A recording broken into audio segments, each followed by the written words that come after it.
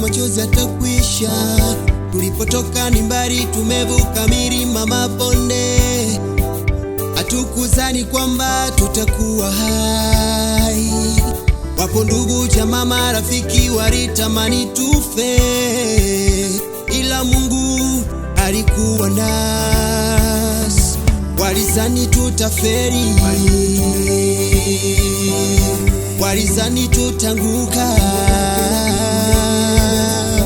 walizani tutakufa.